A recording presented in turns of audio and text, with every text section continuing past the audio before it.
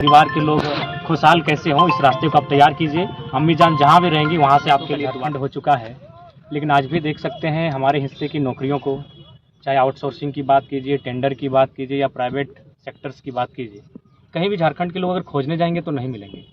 चाहे वो किसी वर्ग किसी कौम का रहे, अगर झारखंड के लोग आप खोजने जाएंगे तो वो हैदराबाद की टावर लाइन में मिलेंगे, केरल की मच्छी फैक्ट्री में मिलेंगे, सूरत की कपड़ा फैक्ट्री में मिलेंगे, तो कोई सऊदी, तो मलेशिया, तो ट्यूनीशिया, तो दुबई में मिलते हैं।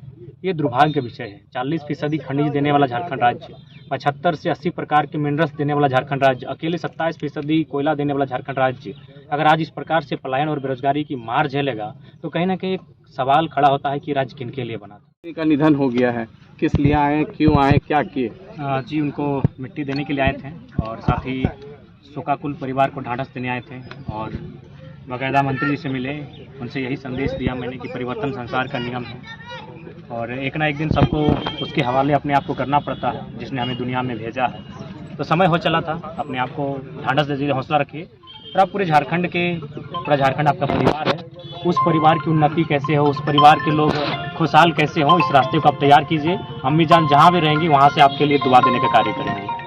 जयराम जी, ये बताइए कि आप एक नौजवान लीडर हैं, आज आपको युवा बहुत मान रहा है, आगे की राजनीति और रणनीति क्या है? एमएलए चुनाव में क्या उपस्थिति होगी आपकी पार्टी की? देखिए, 24 वर्षों का झारखंड हो चुका है, लेकिन आज भी देख सकते हैं हमारे हिस्से की नौकरियों को, चाहे आउटसोर्सिंग की बात कीजिए, टेंडर की बात कीजिए या प्राइवेट सेक्टर्स की बात कीजिए, कहीं भी झारखंड के लोग अगर खोजने जाएंगे तो नहीं मिलेंगे।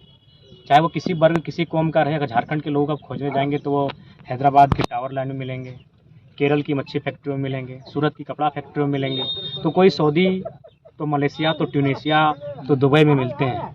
ये दुर्भाग्य का विषय है। 40% खनिज देने वाला झारखंड राज्य, 75 से 80 प्रकार के मिनरल्स देने वाला झारखंड राज्य, अकेले 27% कोयला देने वाला झारखंड राज्य अगर आज इस प्रकार से पलायन और बेरोजगारी की मार झेलेगा तो कहीं ना कहीं एक सवाल खड़ा होता है कि राज्य किनके लिए बना था। ये सत्ता में अगर आप आते हैं, उपस्थिति होती है, तो किस तरह झारखंड को आप देखिएगा, किस तरह चलाने का प्रयास? सबसे पहली बात है कि भारत एक विविधताओं का देश है।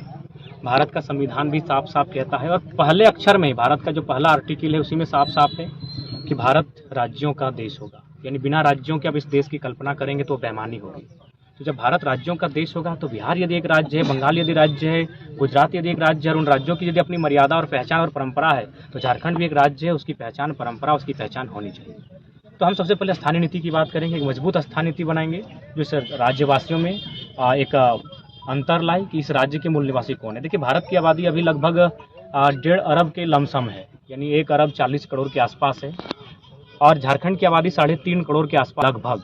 हम साढ़े 3.5 करोड़ झारखंड के लोग भारतीय हैं, लेकिन सारे भारतीय झारखंडी नहीं है। बस इतना सा फंडा को समझना है, सारे भारतीय झारखंडी नहीं है पर सारे झारखंडी भारतीय हैं। तो ठीक उसी प्रकार झारखंडी कौन है इसकी पहचान। एक स्टूडेंट से राजनीतिक सफर, क्या कष्ट लग रहा है कि कहाँ तक पहुँचने में दिक्कत तो अभी भी है। कल 3 बोतल पानी चढ़ाने का काम किए, सुबह से सीने में दर्द, वोमिटिंग इत्यादि कई समस्याओं का सामना किए और आज फिर आज तो आराम ही कर रहे थे, लेकिन पता चला कि मंत्री जी की माँ का देहांत हुआ है। तो बोला नहीं, चलिए, विचारधाराएं भिन्न हो सकती हैं, राजनीतिक रास्ते अलग हो सकते हैं, लेकिन वहाँ का रास्ता सबका एक है।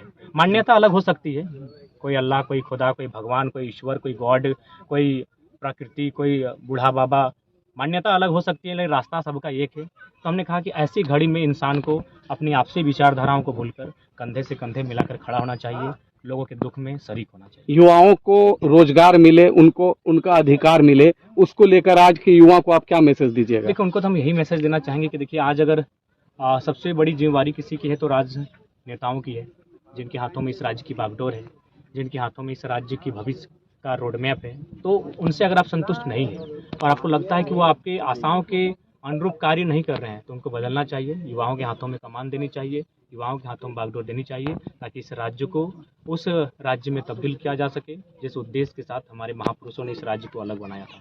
Thank you.